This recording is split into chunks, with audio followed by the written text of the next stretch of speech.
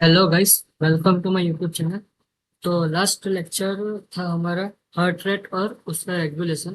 तो उसमें मैंने आपको बताया था नॉर्मली हार्ट रेट क्या होता है और उसका इंट्रोडक्शन, नॉर्मल हार्ट रेट की रेंज क्या है, उसकी एवरेज हम क्या लेते हैं।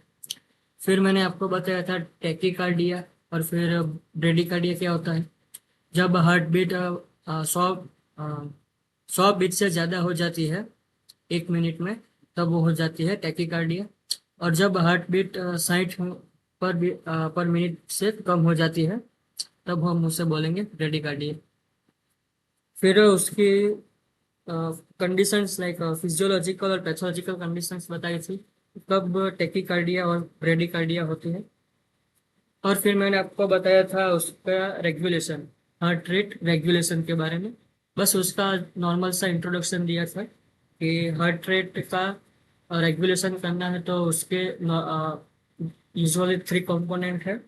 पहला था वासोमोटर सेंटर, फिर था मोटर नर्व फाइबर्स और फिर थे sensory fibres. Vasomotor vasomotor centres में भी मैंने आपको 3 एरिया बताए थे: वासो कंस्ट्रिक्टर एरिया, वासो डायलेटर एरिया और फिर था सेंसरी एरिया। और मोटर मोटर फाइबर्स, उसकी उसे हम एफरेंट फाइबर्स भी बोलते हैं। उसकी स्पेलिंग में ई आता है।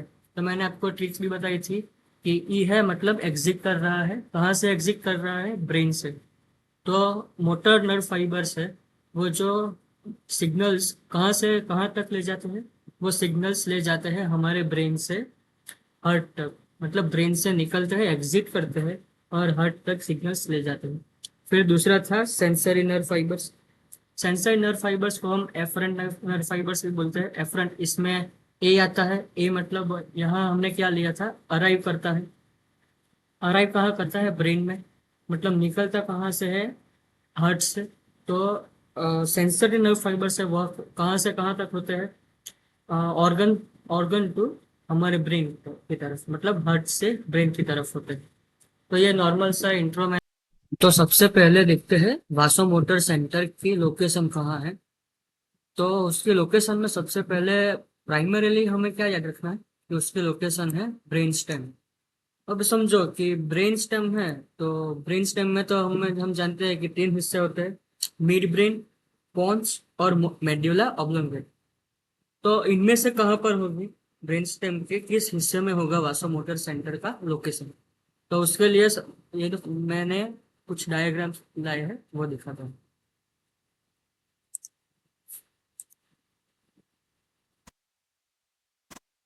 देखो, हाँ, ये देखो यहाँ पर है हमारा ब्रेन स्टेम। ब्रेन स्टेम में कितने हिस्से हैं? मिड ब्रेन हो गया, ये पॉन्स हो गया और ये मेड्यूला ऑब्लोंगेटा। सेम यहाँ पर भी वही है, पॉन्स, मेड्यूला ऑब्लोंगेटा और मिड ब्रेन। तो देखो मैं ये समझा रहा हूँ कि ये जो पॉन्स है और ये मेड्यूला ऑब्लोंगेटा, तो यहाँ पर होता है हमारा वासोमोटर सेंटर। मतलब इन शॉर्ट, वासोमोटर सेंटर की लोकेशन कहाँ है? पॉन्स के। ये पॉन्स का कौन सा हिस्सा हो गया? लोअर हिस्सा। पॉन्स के निचले हिस्से के तरफ है ये, और मेड्यूला ऑब्लोंगेटा के हिस्से की तरफ। तो हम क्या बोल सकते हैं? लोअर पोर्शन ऑफ पॉन्स और मेड्यूला ऑब्लोंगेटा के हिस्से में। देखो अभी मैं क्या आपको बोलता हूँ कि ये हमारा क्या जा रहा है, मोटर मोटर नर्व जा रही है। मतलब यहाँ पर क्या है? यहाँ पर है नर्व नर्व का नेटवर्क। तो ये जो नर्व का नेटवर्क है उसे हम बोलते हैं रेटिकुलर फॉर्मेशन। तो मैं आपको ये बोल रहा हूँ कि ये जो पॉन्स और जो मेड्यूला है, उसका रेटिकुलर फॉर्मेशन में सिचुएटेड होता है वासोमोटर सेंटर। तो मैंने आपको क्या बोला? वासोमोटर सेंटर की प्राइमरी लोकेशन हम सुपरफिशियली बोले तो वो क्या है? Brain stem. ब्रेन स्टेम में कौन से हिस्से में है? तो पॉन्स में है, मेड्यूला ऑब्लोंगेटा। पॉन्स में कहाँ पर? लोअर पोर्शन ऑफ पॉन्स और मेड्यूला ऑब्लोंगेटा। ये दोनों हिस्से में होता है नेटवर्क का, न्यूरॉन का नेटवर्क, जिसे हम बोलते हैं रेटिकुलर फॉर्मेशन। तो हम पूरी लाइन ऐसे बोले तो बोल सकते हैं कि ब्रेन स्टेम में जो लोअर पोर्शन ऑफ पॉन्स है और जो मेड्यूल ऑब्लोंगेटा है, उसके रेटिकुलर फॉर्मेशन में सिचुएटेड होता है हमारा वासोमोटर सेंटर। और दूसरी ये एक बात याद रखनी है कि ये जो सेंटर होता है वो बायोलेटरली होता है, मतलब ब्रेन स्टेम के दोनों ओर होता है, राइट साइड भी होता है और लेफ्ट साइड भी होता है।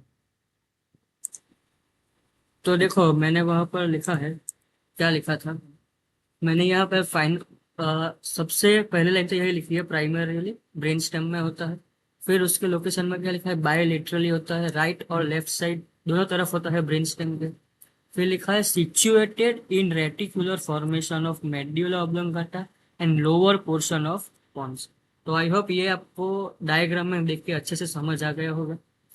ये एक लाइन है, रेगुलेट करता है हमारे कार्डियोवैस्कुलर टोन को और ब्लड प्रेशर को। ये तो आगे आएगा तो आपको समझ आ ही जाएगा। तो इतना क्लियर हो गया होगा, तो चलिए अब आगे बढ़ते हैं। तो मैं आपको अब ये बोल रहा हूँ कि हमारे ब्रेन में टोटल 4 स्पेस होती है, टोटल कैविटी, मतलब कैविटी खाली स्पेस होती है। कितनी होती है, टोटल 4 स्पेस होती है, जिसमें क्या भरा होता है, सेरिब्रोस्पाइनल फ्लूइड भरा हुआ होता है। तो यहाँ पर वो कैविटी दी हुई है, टोटल कितनी है, 4। पहली है ये लेटरल कैविटी, ये रही। फिर है ये राइट लेटरल वेंट्रिकल की कैविटी, ये कैविटी एक राइट साइड की, ये लेफ्ट साइड की है। Sorry, lateral cavity, left lateral cavity, right lateral cavity, ये थर्ड है और ये फोर्थ। और उस कैविटी को हमने क्या बोला था, वेंट्रिकल बोला। इन शॉर्ट मैं आपको क्या बोल रहा हूँ कि हमारे ब्रेन में टोटल 4 खाली स्पेस होती है, कैविटी होती है, जिसे हम वेंट्रिकल बोलते हैं। उन सब के यहाँ पर लोकेशन है, left lateral ventricle, right lateral ventricle, third ventricle, और ये है फोर्थ वेंट्रिकल।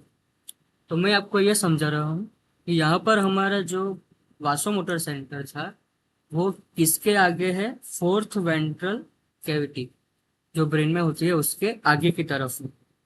और ये जो फोर्थ वेंट्रल कैविटी है उसके पीछे की तरफ क्या है, सेरिबेलम। बस आपको ये अभी के लिए इतना ही समझना है कि फोर्थ वेंट्रिकल के आगे होता है हमारा पॉन्स मेडुला के हिस्से में वासोमोटर सेंटर, और पीछे की तरफ होता है सेरिबेलम। तो देखो क्या बोल रहा हूँ, fourth ventricle is tent shape. कैसा है इसका शेप, देखो ये कैसा है, टेंट शेप जा रहा है। उसको थोड़ा क्रॉस करके देखो, आपको समझ आएगा कि ये ऐसा है, टेंट शेप। और it is situated behind the brain stem. ये क्या है, हमारे मिड ब्रेन, पॉन्स, मिडल, ये सब मिलके क्या बनता है, ब्रेन स्टेम। और यहाँ पर हमारा होता है वासोमोटर सेंटर, तो उसके पीछे है, यही लिखा है, पॉन्स और मेडुला ऑब्लोंगेटा के पीछे की साइड है। तो मैं आपको यह समझा रहा हूँ कि ये जो फोर्थ वेंट्रिकल है ये हमारे वासोमोटर सेंटर के एरिया के लिए किस तरह का काम करता है, फ्लोर, फ्लोर तरह हो गया ना।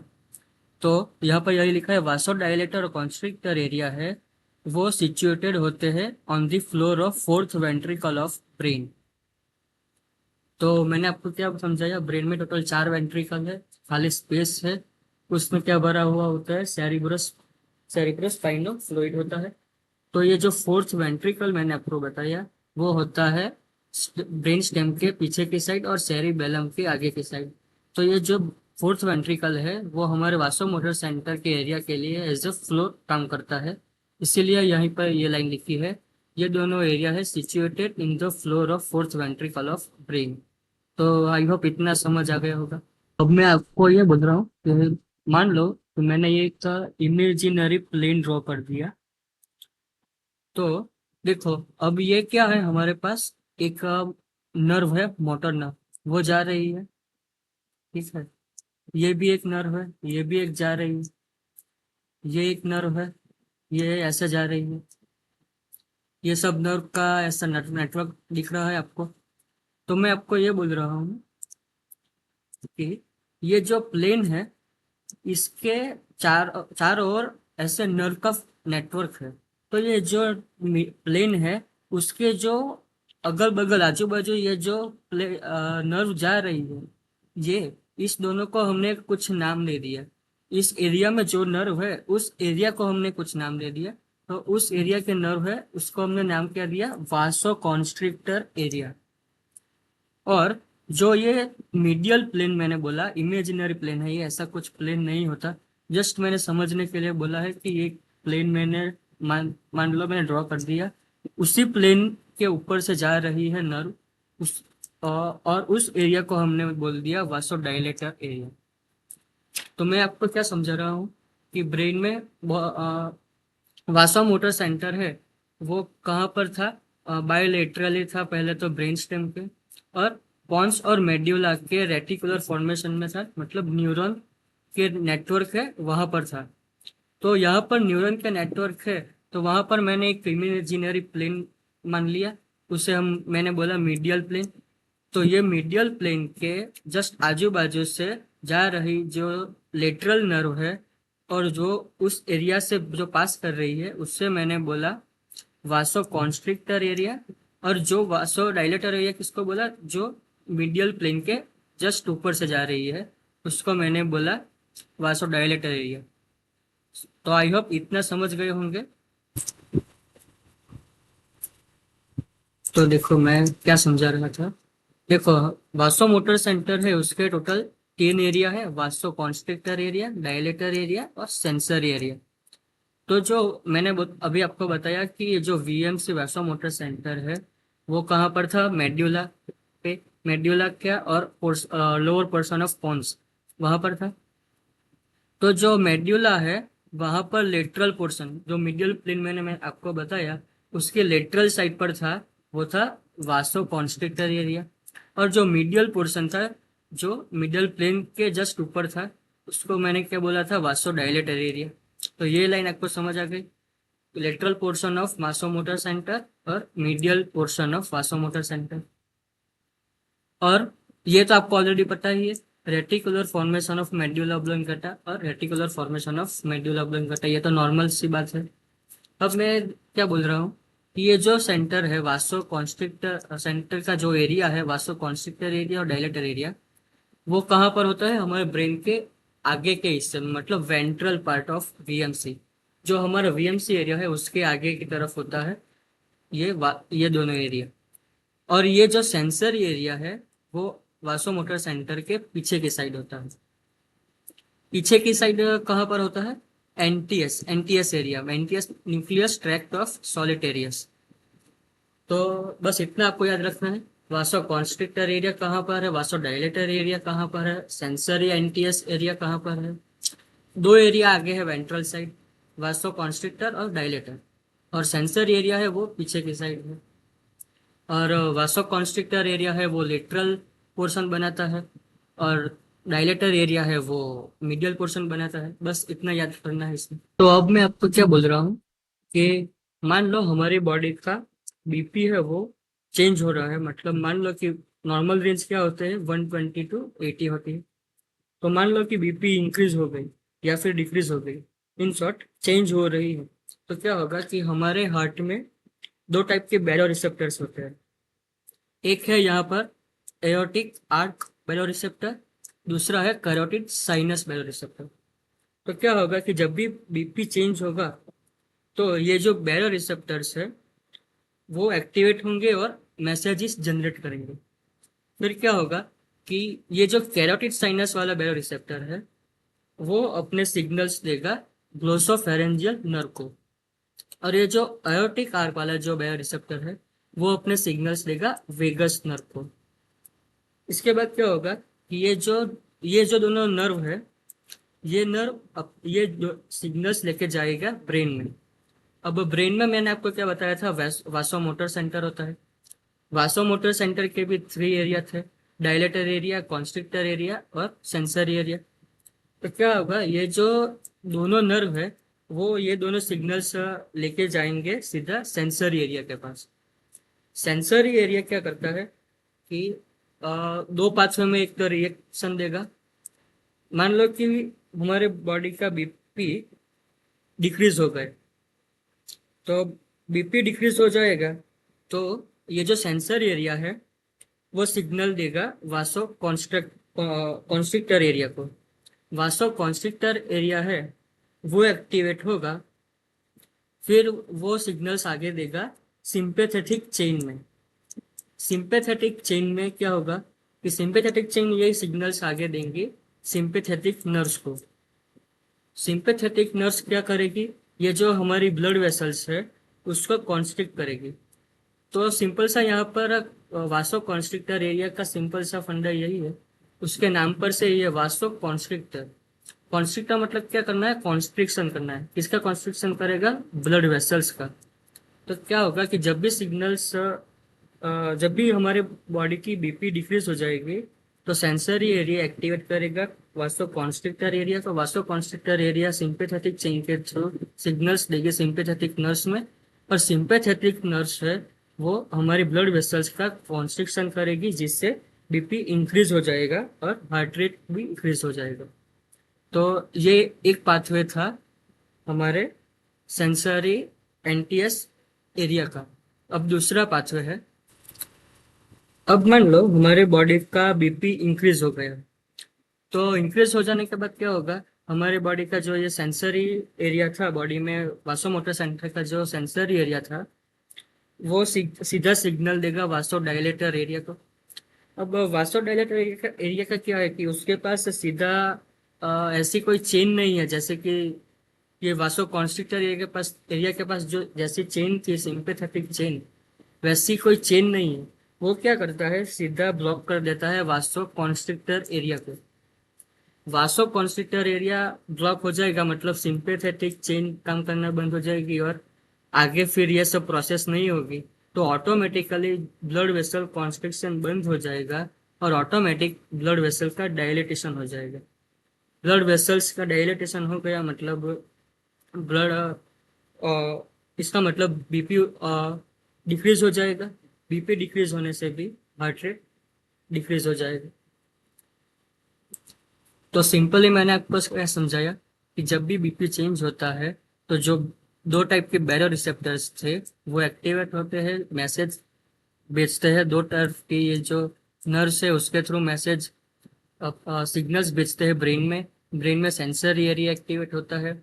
फिर कंडीशन के थ्रू कौन सा एरिया एक्टिवेट होगा वो डिसाइड होगा। वो डिसाइड होने किस पर डिपेंड करता है, वो डिसाइड होना डिपेंड करता है बीपी या तो इंक्रीज हुआ है या फिर डिक्रीज हुआ है। मान लो डिक्रीज हुआ होगा तो कॉन्स्ट्रिक्टरी एरिया एक्टिवेट होगा। वो एक्टिवेट होने के बाद हार्ट सिंपैथेटिक चेन के थ्रू आगे प्रोसेस बढ़ेगी और बीपी फिर से बढ़ जाएगा। और मान लो बीपी हमारे बॉडी में इंक्रीज हो गया है तो वासोडाइलेटरी एरिया है वो एक्टिवेट होगा। वो सीधा वासो कॉन्स्ट्रिक्टर एरिया को ब्लॉक कर देगा, जिससे सिंपैथेटिक चेन क्लोज हो जाएगी।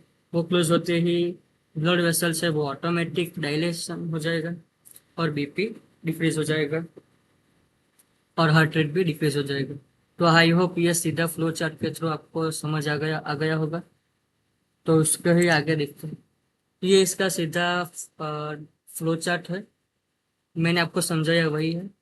बीपी चेंज हुआ तो दो टाइप के बायो रिसेप्टर है वो एक्टिवेट होंगे और मैसेज जनरेट करेंगे। मान लो कैरोटिड साइनस है वो मैसेज देगा ग्लोसोफेरेंजियल नर्व को। एरोटिक आर्क बैरोटिक रिसेप्टर है वो मैसेज देगा वेगस नर्व को। फिर सिग्नल जाएंगे ब्रेन में सेंसर एरिया दो पाथवे में काम करेगा। अगर बीपी डिक्रीज हुआ होगा तो कॉन्स्ट्रिक्टर एरिया, फिर sympathetic chain sympathetic nerve fibre के थ्रू ब्लड वेसल का कॉन्स्ट्रिक्शन करेगी और बीपी इंक्रीज हो जाएगा। और बीपी ऑलरेडी इंक्रीज हुआ है तो वासोडाइलेटर एरिया ब्लॉक कर देगा वासो कॉन्स्ट्रिक्टर एरिया को। वो ब्लॉक हो जाएगा तो ब्लड वेसल ऑटोमेटिकली डायलेटेड हो जाएगी और बीपी डिक्रीज हो जाएगा। तो आई होप ये एकदम सिंपल सा था, वो आपको समझ आ गया होगा। ये था हमारे तीनों एरिया के फंक्शंस। तो आई होप आपको इतना समझ आ गया होगा। तो लास्ट में मैं आपको आज के लेक्चर का रिकैप दे देता हूँ। तो ये तो था वासो मोटर सेंटर कहाँ पर सिचुएटेड है, वो on the floor of fourth ventricle वाला पोर्शन का था। फिर दो एरिया था, उसका फंक्शन का फ्लोचार्ट दिया हुआ है, ये भी उसके फंक्शन के पाथवे है। फिर ये था ब्रेन स्टेम, उसका प्लेन ऑफ सेक्शन, ये उसका डायग्राम है ब्रेन स्टेम का। फिर आगे देखते हैं।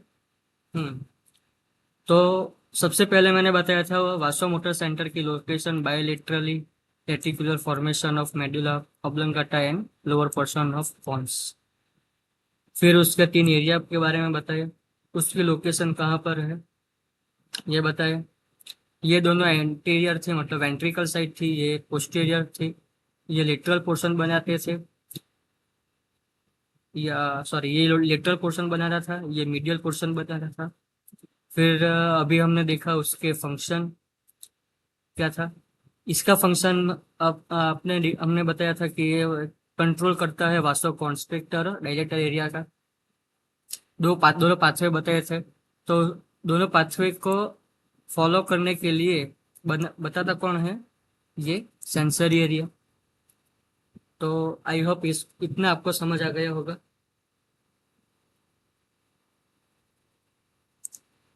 तो थैंक यू वेरी मच आज का लेक्चर को समझ सा मेरा वीडियो देखने के लिए। Thank you.